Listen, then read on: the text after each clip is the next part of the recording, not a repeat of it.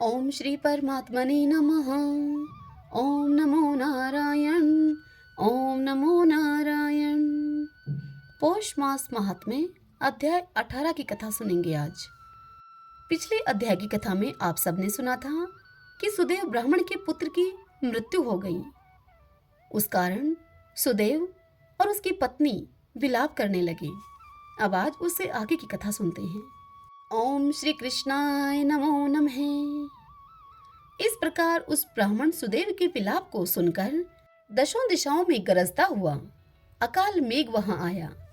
उस मेघ से पर्वतों को कंपायमान करता हुआ, तीक्ष्ण स्पर्श करता हुआ बड़े वेग से वायु चलने लगी और अत्यंत जोर से वहां बिजली चमकने लगी और मेघ के शब्द से चारों दिशाएं पूरित हो गईं।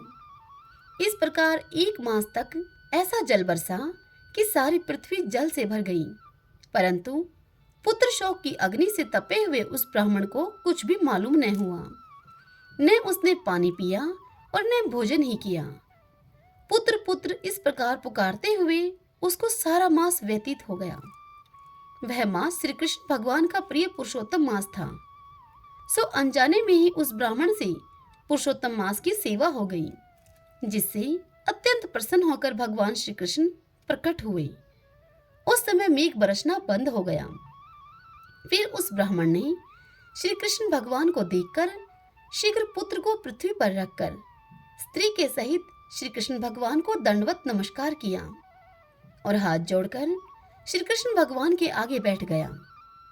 अनजाने में पुरुषोत्तम मास के सेवन से प्रसन्न होकर भगवान अमृतमय वाणी से उसे बोले, हे सुदेव, तुम धन्य हो और अत्यंत भाग्यवान भी हो। जो कुछ होने वाला है उसे सुनो। मैं कहता हूँ, हे ब्राह्मण, तेरे इस पुत्र की 12,000 वर्ष की आयु होगी और हे द्विजोतम, तेरे को सुख देने वाला पुत्र होगा, इसमें कोई संदेह नहीं है। मैंने प्रसन्न होकर तुझको यह पुत्र दे दिया।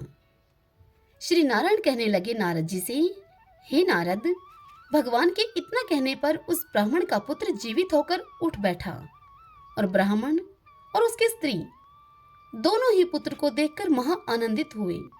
यह देखकर देवता भी पुष्पों की वर्षा करने लगे। सुखदेव जी अर्थात तोते ने उन दोनों माता पिता तथा श्री हरि को नमस्कार किया और गरुड़ भी पुत्र के सहित ब्राह्मण को देखकर अत्यंत प्रसन्न हुआ।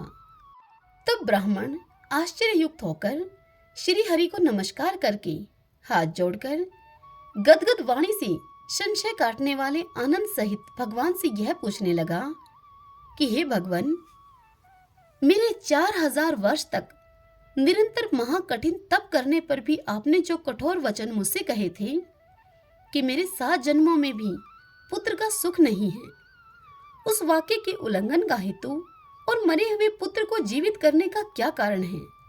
हरि ओम तत्सत। ओम नमो नारायण। ओम नमो नारायण।